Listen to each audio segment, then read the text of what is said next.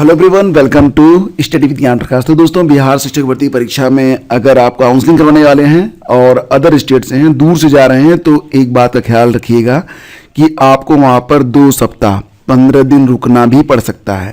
तो यहाँ पर इसकी जानकारी दी गई है कि आपकी काउंसलिंग होगी, काउंसलिंग के बाद 2 सप्ताह की ट्रेनिंग में आपको सीधा भेज दिया जाएगा। जैसा कि आप यहाँ पर देख रहे हैं कि ये खबर निकल के आ रही है, दैनिक प्रभात की खबर है, संवाददाता पटना। लिखा जा रहा है कि दूसरे चरण के लिए चयनित शिक्षक अभ्यर्थियों के लिए काउंसलिंग मंगलवार से शुरू हो रही है। काउंसलिंग में आने वाले सभी अभ्यर्थियों को अपने 2 सप्ताह की तैयारी के साथ आना है। यहीं से ट्रेनिंग के लिए उन्हें भेज दिया जाएगा, जबकि जो नियोजित शिक्षक हैं उनकी काउंसलिंग के बाद उन्हें अपने मूल विद्यालय में लौटा दिया जाएगा। तो दोस्तों, ये बात आप लोग ध्यान में रखिएगा कि अगर आप काउंसलिंग लिए जा रहे हैं तो 2 सप्ताह की तैयारी के साथ आपको जाना है, क्योंकि यहीं से ट्रेनिंग के लिए उन्हें भेजा जाएगा। ये खबर निकल के आ रही है। नेट स्लो होने के कारण प्रथम चरण की काउंसलिंग में हुई परेशानी। तो कल यानी कि 25 तारीख को जो काउंसलिंग हो रही थी, तो उसमें नेट थोड़ा स्लो चल रहा था, जिसकी वजह से थोड़ा सा समय ज़्यादा लगा था।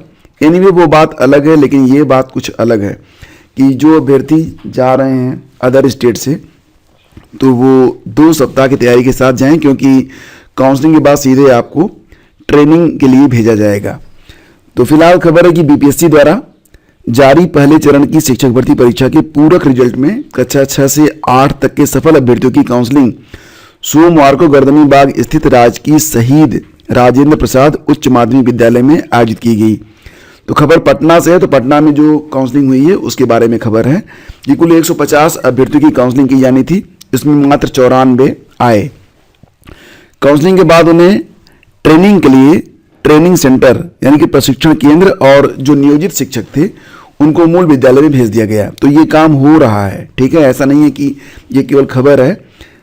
जो शिक्षक भर्ती परीक्षा पहले चरण में जिनकी काउंसलिंग 25 तारीख को हुई है, कुल 150 लोगों की काउंसलिंग होनी थी, तो 94 अभ्यर्थियों की काउंसलिंग की गई। तो काउंसलिंग के बाद उन्हें ट्रेनिंग के लिए प्रशिक्षण केंद्र और जो नियोजित शिक्षक हैं उनको उनके मूल विद्यालय में भेज दिया गया है। काउंसलिंग के दौरान नेट थोड़ी स्लो थी। खैर, ये बातें तो थोड़ी सी अलग हैं, नेट स्लो और तेज चलती रहती है, लेकिन कुल मिला के देखा जाए तो शिक्षकों की सहायता के लिए कुल 4 अलग अलग सेक्शन में वेरिफिकेशन किया गया। वहीं राज्य भर में सोमवार को नाम मात्र के लिए, अब इसमें बहुत कम लोग ही थे तो कम लोग पहुंचे। सूत्रों के मुताबिक फेज 1 में कक्षा 1 से 5 तक के लिए उन अभ्यर्थियों की काउंसलिंग पर अनौपचारिक तौर पर रोक लगा दी गई है जिन्होंने एनआईयूएस में 18 माह के डीएलएड का डिप्लोमा लिया है। तो जो एनआईयूएस में 18 माह का डीएलएड किए हैं उनकी काउंसलिंग पर फिलहाल तो उनकी काउंसलिंग नहीं हुई है। मतलब प्राइमरी के लिए कक्षा 1 से 5 के लिए जो अभ्यर्थी एनआईयूएस से डीएलएड किए हुए हैं, तो उनकी काउंसलिंग फिलहाल नहीं हुई है। इसमें सर्वाधिक प्रभावित अभ्यर्थी प्राइवेट स्कूलों के शिक्षक होंगे। दरअसल इनके मामले में शिक्षा विभाग संबंधित प्राधिकार से मार्गदर्शन मांगने जा रहा है कि क्या किया जाए इनके साथ।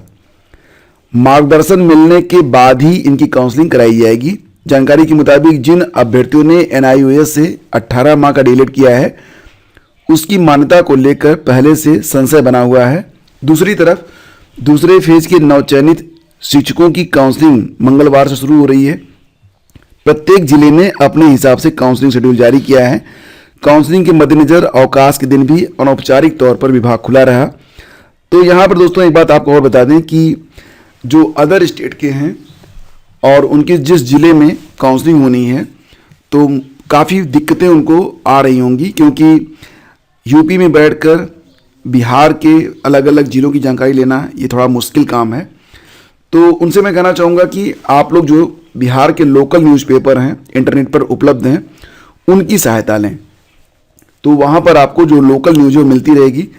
सोशल मीडिया का भी इस्तेमाल आप कर सकते हैं। फेसबुक पर कई सारे ग्रुप बने हुए हैं, वहाँ पर आप अपनी बात रख सकते हैं और जो संबंधित अभ्यर्थी हैं वो निश्चित तौर से आपकी मदद भी कर रहे हैं। लेकिन सावधान रहें, कुछ चीज़ें मतलब कि जब कहते हैं ना कि अति सर्वत्र वर्जित, कोई बहुत अधिक सहायता करना चाहे तो उससे सावधान रहें। सामान्य जानकारी के लिए आप लोग सोशल मीडिया और जो लोकल न्यूज़पेपर बिल्कुल मुफ्त में उपलब्ध हैं इंटरनेट पर, उनकी सहायता आप ले सकते हैं। फिलहाल यहाँ पर फेज 1 की जो सप्लीमेंट्री रिजल्ट जो जारी हुआ है, तो उसमें कुल रिजल्ट मात्र 2773 पदों पर जारी किया गया है।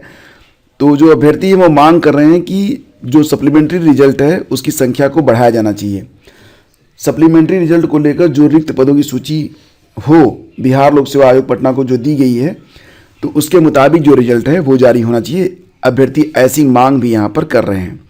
फिलहाल ये खबर काफ़ी इंपॉर्टेंट हो सकती है उन लोगों के लिए जो लोग अदर स्टेट से हैं या फिर दूसरे राज्यों से हैं या फिर दूर से जा रहे हैं काउंसलिंग में। तो यहाँ पर देखो ठंड का मौसम है और आगे मौसम भी ख़राब होना है। ऐसी कंडीशन में 2 सप्ताह की तैयारी के साथ आना है काउंसलिंग में, तो ये न्यूज़ काफ़ी अहम है।